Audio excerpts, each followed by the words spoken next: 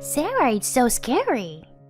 Hey Sarah, unlike you, Amber is sensitive. You should be kind to her. My husband was kind before we got married. But after we got married and my sister-in-law started coming to visit, he changed. My sister-in-law always makes me the bad guy and hides behind my husband.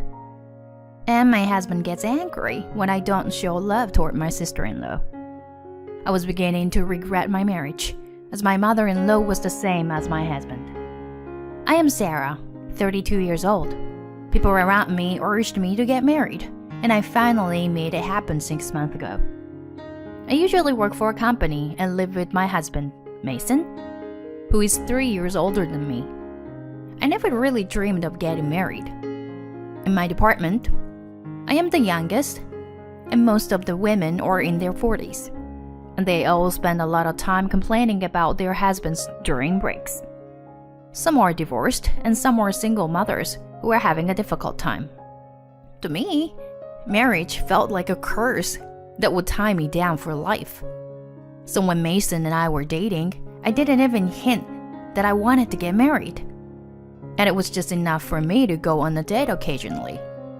Because once you're married, you're going to see what you don't like about the other person, whether you like it or not. After about 3 months of marriage, feeling a bad vibe, and now that it has been 6 months, the thoughts of divorce was on my mind. The reason I started thinking about it was because Mason's sister, Amber, my sister-in-law. Mason and Amber are 7 years apart, and I think she is 28 now. My in-laws and Mason must have loved or spoiled Amber a lot. She's quite the spoiled brat. Mason had bragged about having a cute little sister many times since we were dating. But I just thought he simply loved his sister at that time. And it never occurred to me that he was attached to his sister. But I think I saw a glimpse of it during our wedding greetings. Even though we were to talk about our marriage, my mother-in-law kept talking about Amber. You know, Amber loves her older brother and a very sweet girl. If you have a fight with Mason, you should call Amber. She'll solve it right away. Mason nodded his head in agreement with his mother, and for some reason, he looked very proud. Amber looked a little embarrassed, but when my mother-in-law praised her, she smiled happily.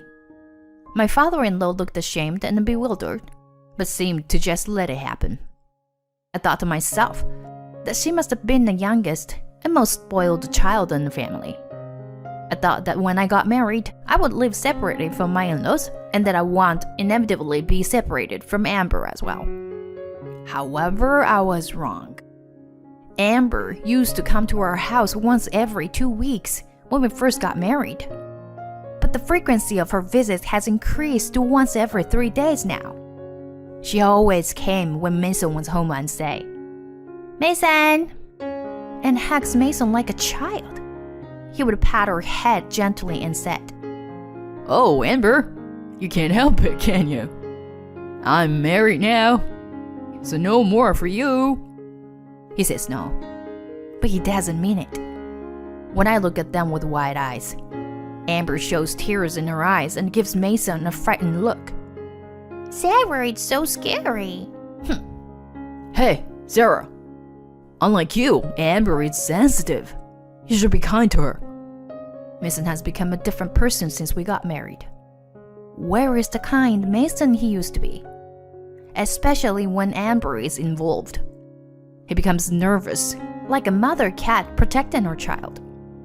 Even though I thought that my marriage was a failure, I had to live with my husband's relationship with his sister because it was not a valid reason for divorce. Amber's outburst became more serious.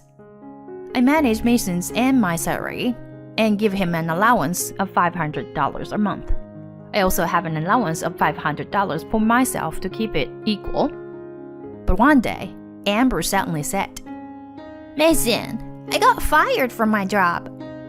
I don't know how Amber is behaving at work, but it is probably Amber who is at fault. It's obvious from her private life that she hasn't been taking her work seriously, and I feel sorry for the company that hired her. What? I'm gonna go and complain to them then. Hey, Sarah, we'll have to sue them for unfair dismissal. But Mason doesn't share my opinion. He wants to bring me into this and drive that poor company even further into the ground. Amber, do you even know why you were fired? Something about how all the guys were nice to me, but all the female seniors were mean to me. And a bunch of them went to their bosses, saying that they will quit because of me. Amber said with tears in her eyes, and Mason became even more furious. Why would they make such a lovely girl to go through such a thing? I'm gonna go directly to those bosses and have them fired. Amber looked happy, but I sighed and said, Don't do it. For all I know, Amber must have done something wrong. Why can't you make a reasonable decision when your sister is involved? Then Mason started to get angry at me. You're just like those seniors. Amber is in pain and suffering, and you're trying to spread her wounds. You are now like Amber's sister. You should be aware of that. I may have become Amber's sister-in-law, but that doesn't mean I should treat her like a child. If you force me, don't forget that I'll consider divorce. I gave him the cold shoulder the whole time. I'm hoping Mason will get mad and say that he would like a divorce. Then one day, my father-in-law decided to go overseas for 6 months due to his work. My mother-in-law, who gets along well with her husband, decided to leave Amber at their house while they were away. There was an idea behind this, that leaving Amber to live alone for 6 months will encourage her to become more independent. It was my father-in-law who initiated the idea. My mother-in-law, who has the same thoughts as Mason, would never have approved of such a plan. Before my in-laws went overseas, my father-in-law contacted me. Actually, it's about Amber. I've always felt that my wife and Mason have always loved her and spoiled her a little too much. No matter what I said, I couldn't say anything strong enough when the three of them blamed me, as they felt sorry for Amber. But if we don't do something, Amber will be ruined. If Amber can live on her own while we are abroad and pay for utilities, she'll understand that the world is a tough place. I nodded in agreement with my father-in-law. Yes, Amber has been spending all of her salary on luxuries, buying only luxury brand items, and I think she has no control of her finances. If she has to live on her own or gets married, I think she will be the one who will have a hard time. I think you're right. I've told Amber to get a job, even if it was a part-time job, and just pay for the utilities.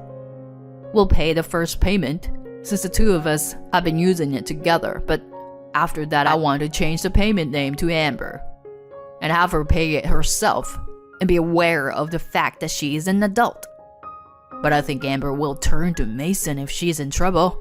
I would like him to be tough to her if possible, but I don't think Mason can do that. But if you say something harsh to her, I can see Mason getting angry. If you are in any way uncomfortable, you are welcome to go back to your parents' house. My father-in-law asked me very politely. I thought this might be a good opportunity to repair my relationship with Mason. And if it doesn't work out, I decided to consider divorce. As soon as my in-laws went overseas, Amber came crying to Mason, just as I thought she would. Mason, I can't afford to pay their utilities. Please help me. Mason was astonished and called out to me. Hey, Sarah, you should pay for her. You're in charge of the family finances. What? I can't do that. Why should we pay for the 2 household utilities? Besides, your father is trying to get Amber to learn financial skills by having her pay for her living expenses, right? If we help her, it'll be meaningless. You know what? Amber is cute and she's going to marry a rich guy. Amber doesn't need financial skills. That has always been too hard on Amber. He's the one who's wrong. I was too dumbfounded to say anything. My values are too different from theirs. I felt like maybe I could understand people from other cultures better than them. We're from the same country and speak the same language, but if we can't reason with each other, It's not worth talking about anything anymore. With this in mind, I stopped saying anything about Amber from then on. Whether Amber came over to Mason's house every day and was spoiled, or whether she gradually brought her belongings into the house and started living in Mason's room, I decided to ignore them and live by myself. In other words, I started doing only my share of the housework. Then Mason started getting angry. Why don't you do the chores? You're out of your mind. Cute Amber is having a harder time. No, I'm the one who is having a hard time. You're so busy with Amber that you don't do your share of housework anymore. Amber doesn't even look for a job.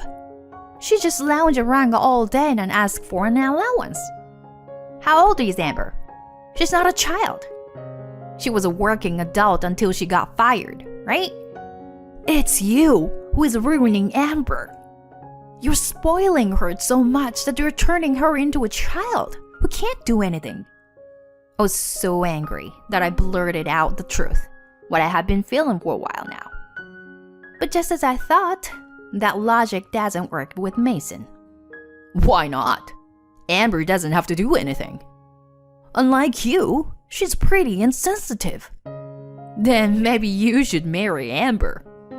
Talking to Mason is not constructive. I spoke softly to Amber, the source of the problem. Hey, Amber, do you know it's going to be hard for you? I hope you find a husband who is willing to support you as an old jobless woman. Maybe a rich guy, and somebody like Mason? But the reality is, there's no one like that. And you are the one who will have it hard. I agreed with your father. And I want you to be independent. If you want to stay with us, you're going to have to pay for staying here. If you don't want to do that, then you will have to do all the housework. If you don't want to do that, then go back to your parents' place. You have to be able to earn your own money, at least for utilities. And if you want us to help you, we'll help you at least a little. The only person who can say no to this and no to that are children who are in that kind of phase. Don't you understand that you've been troubling me all along? I said with a smile. But Amber started crying and went to hug Mason again. Mason is constantly berating me and preventing Amber from being independent. After that, I decided to live my life, ignoring these siblings. 2 months after my in-laws went overseas, I received a payment slip for water and utility bills. The mailing name was in Amber's name, but the address was ours. I put them on a table and left them there. I even received a notice that the water supply would stop if the payment is not made. My parents-in-law's house is probably without electricity or gas. After a while, the water supply will be shut off too. It's not mine, so whatever. I decided to ignore everything and leave Amber to my in-laws when they come back. I thought this would make my mother-in-law understand what was the problem. After that, I tried to visit my friend's house as much as possible because Mason and I would fight whenever we saw each other. When I talked to the senior staff at work, they supported me and said that they will be there whenever I'll have to get a divorce. They told me that I should make a record of conversations and that I should keep a diary, which I immediately decided to do. And now it's been 6 months since my in-laws went overseas. The day they returned home was a holiday, and Mason and Amber had gone somewhere, so I was home alone for the first time in a while. Just after noon, the doorbell rang at the apartment. It was my mother-in-law with a furious look on her face. I had a bad feeling about this, as I sent her up to her room. Amber told me that you promised to pay her utilities until she found a job. I can't believe you ignored that and didn't pay at all. When we came home tired after a long trip, I couldn't believe there was no electricity or water. Are you harassing us? My mother-in-law is just like Mason. I sighed and explained the situation. Amber was staying with us. She was always been very attached to Mason. And even when we were at work, she was always hanging around the house. She doesn't do any housework. She doesn't pay any nurse's fees. So why should we have to pay for your utilities? I thought I said the right thing. But of course, my mother-in-law didn't understand. You know Amber is our princess, right? Why are you being so hard on her? Like her father. She's sensitive and fragile. And we have to protect her. Is that being a good mother? It means you didn't try to raise your daughter to be a decent adult from the beginning, right? It's Amber who will be in trouble later. If you are a parent, don't you think you should be tough on her now? What do you know about us? Just as my mother-in-law and I were arguing, Mason and Amber came home. Now it's 3 against 1. I was able to leave for my parents' house with the bag I had packed earlier when the doorbell rang. I answered the intercom to find my father-in-law standing there. When I let him in, the first thing he did was to scold Amber. What the hell did you think you were doing? Your mother told me everything. I heard that you had been staying at your brother's and causing trouble for Sarah. Then it was my mother-in-law who responded. No, that's not true. Amber couldn't find a job and asked Mason for help. But Sarah gave her a cold shoulder and didn't want to help at all. Mason took pity on Amber and at least let her stay at home. Sarah said she would pay the utilities, but she didn't. The electricity and water were cut off because of Sarah. I hurried to correct her story. Oh no, that's completely false. I never said I was going to pay it. Yes, the utility bills did arrive at my house. But I put it on the table in front of the sofa, where Amber always lounges, so that she can easily find it. And I told her to pay it properly. I grabbed my voice recorder and played back the words I had said to Amber a while back. Of course, it included Mason's insane statements. Amber crying to Mason after I had told her this, and Mason berating me. It was my father-in-law who was furious. You guys, I knew you were troubling Sarah.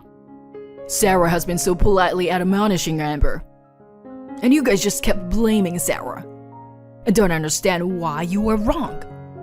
But my mother-in-law, Mason, and Amber don't seem to give a damn about what my father-in-law says to them. My father-in-law must have been annoyed by those 3 for a long time. He would sigh deeply with a sad face. So I made a suggestion.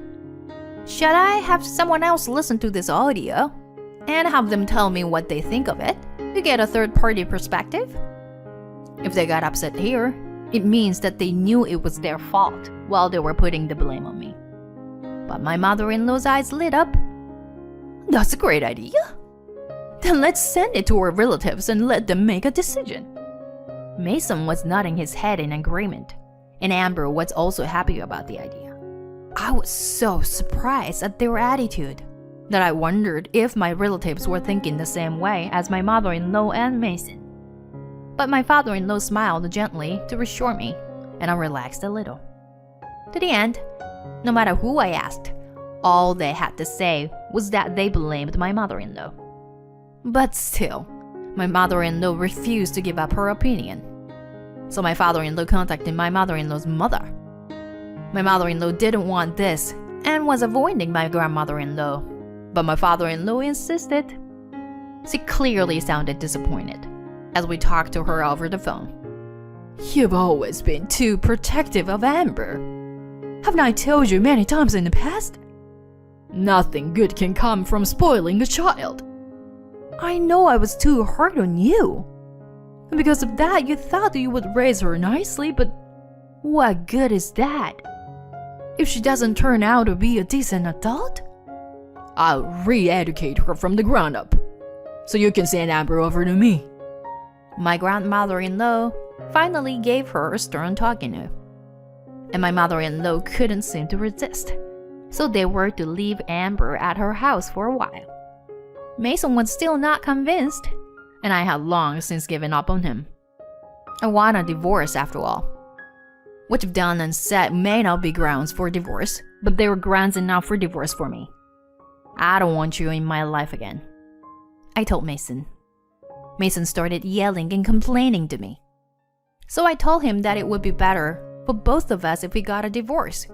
So we went to the city office together and filed the divorce papers. The parents were very opposed to me getting a divorce. They ambushed me in front of my office and tried to persuade me to reconsider. I told my company about the situation, and they transferred me to a new position. And I started living alone far away from my parents' house. My parents occasionally contacted me, recommending to get back together with Mason. But they were not worried about me. They just don't want people to look at them with a jaundiced eye because they have a divorced single daughter over 30 years old.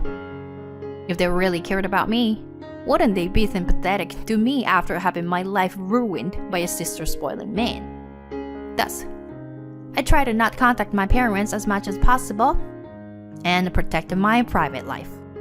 Marriage is not just about you and the person you love. It also involves other in-laws. If so, I want to live freely. If I find someone I want to spend the rest of my life with, I would probably get married again, even if it means I would have to bear the burden of my in-laws. I am now concentrating on my work and leading a more fulfilling life than I did before my divorce.